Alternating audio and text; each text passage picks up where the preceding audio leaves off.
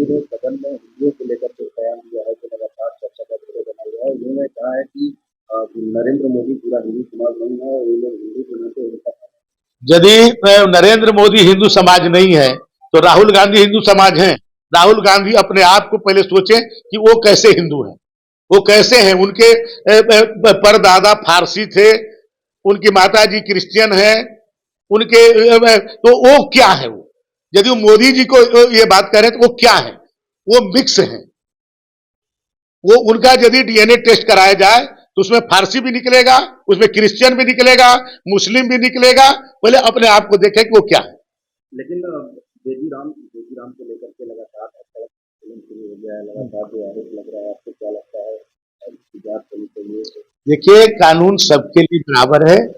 कानून किसी दल और किसी पद के कारण नहीं, कानून सर्वोच्च है।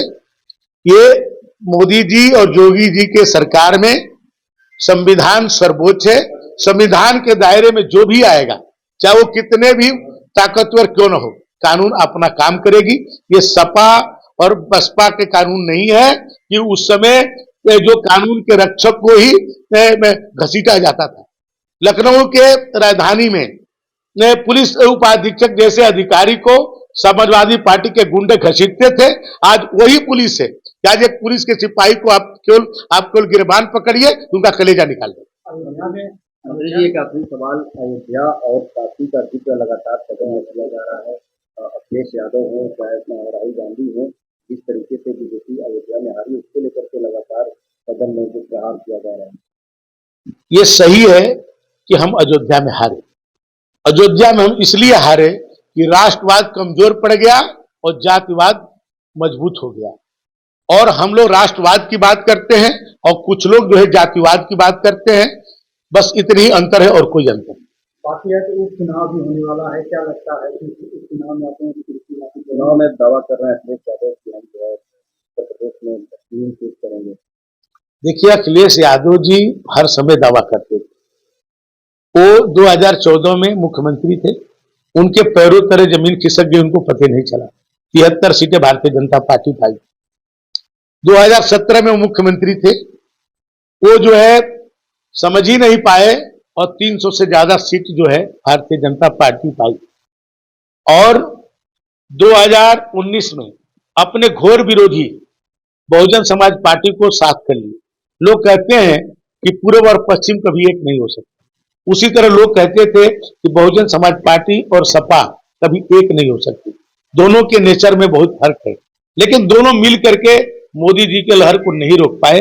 और 2019 में आप देखें कि हम 64 सीटें पाए।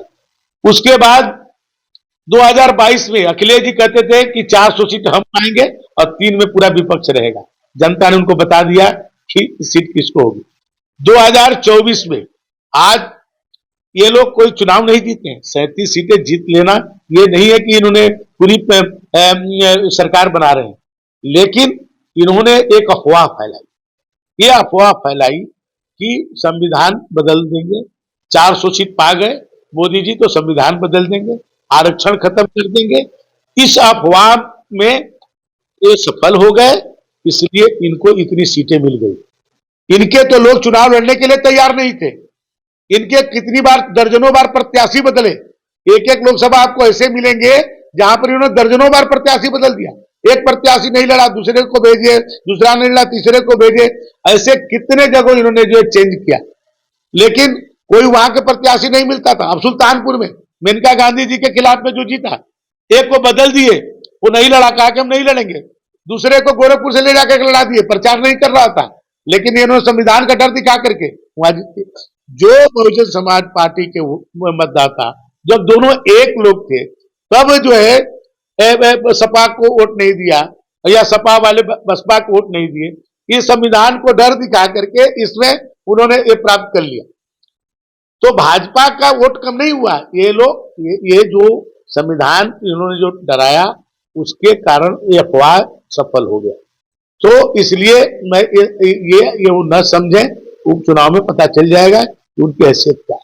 एक आखिरी सवाल, अब सभापति को राहुल गांधी ने आज एक पत्र लिखा है, उसमें कहा है कि हमारे सीट को जो है हटाया जा रहा है, काट पीट को दिखाया जा रहा है। वो जो बोलते हैं ना, अब बोल करके कई बार तो लाइव आप लोग दिखाते हैं, लाइव दिखाते हैं और जब वो बोलते हैं बाद में सॉरी सॉरी ये गलत बोल दिया ये है, तो अब उसको क्या काटेंगे वो? आप ही लोग लाइव दिखाते हैं, वो प्रेस कॉन्फ्रेंस करते हैं, और जब बोल लेते हैं आप लोग होता है सॉरी सॉरी ये गलत बोल दिया ये वाला। तो ये वो अपना बोलते रहते हैं, अपनी बात उनको समझा दिखा दिया जाए। वो जो अब तक जितना बार बोले हैं उसका आप लोग अपने यहाँ से क्लिप बनाइए, एक क्लिप बना करके उनको उसको एक बना करके उनको दे दीजिए कि राहुल जी ने आपने ये बोला था, तो राहुल जी ना पागल हो जाए तो देखिए आप उन्हीं का बयान को उनको दे दीजिए, उन्हीं का जो होगा पूरा वीडियो आप बना के सभी मीडिया के पास होगा। एक क्लिप बनाइए कि राहुल जी जब जब प्रेस कॉन्फ्रेंस किए हो, जब जब बयान दिए हो, उसका क्लिप बना के उन्हीं को दे दीजिए।